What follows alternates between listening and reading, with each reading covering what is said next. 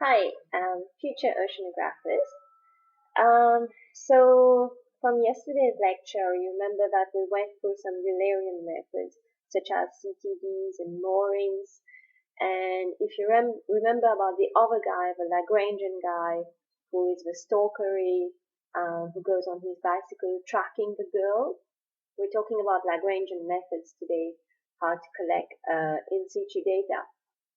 So so this lecture is called Robots in the Ocean because they're just like super cool robots. So basically, the point of this lecture is for you to learn that you can be an oceanographer and you don't need to swim or to dive or to learn how to scuba diving or everything.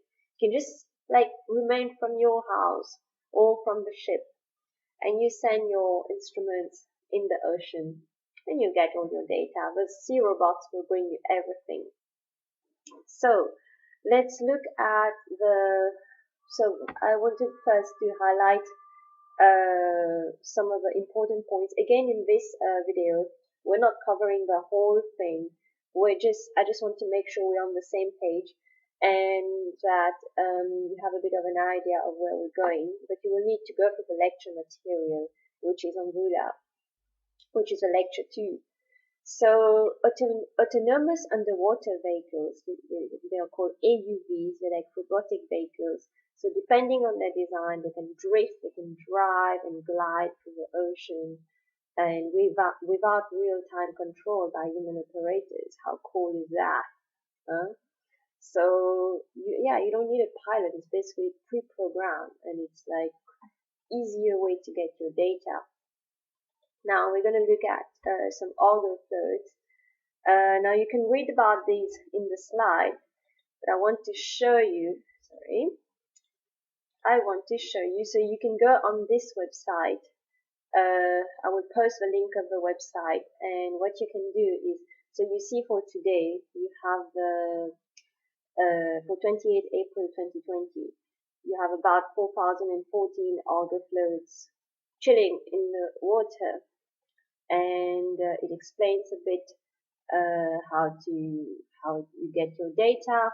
And if you go further on the website, you will see that you can obtain more information on where the different auger fluids are. So if your project is in a particular area, so if you click on this link now and we go on, let's see, this one is giving me a bit, but yeah, you see all these auger fluids are chilling here basically, and you have access to all this information. So back to augers, this is in 2000, and then if you look at 2003, 2004, 2006, this is a pretty nice evolution. Now let's look at drifters. Now again, drifters also, you can go read through the slides, but I want you to go check this website from NOAA, and it explains a bit.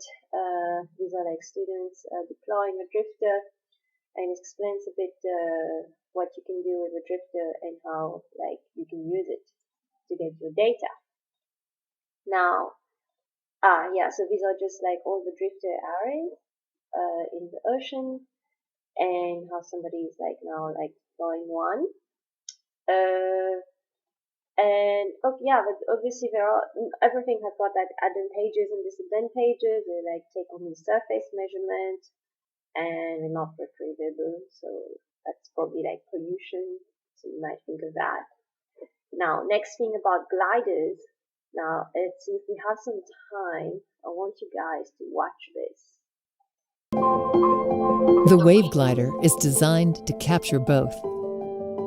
It's the world's most experienced ocean robot, propelled by wave and solar power. On the surface, the Wave Glider has everything needed for a self-contained data collection system. A powerful computing environment, scalable, flexible payloads, multiple communications options, solar panels and battery packs to power it all.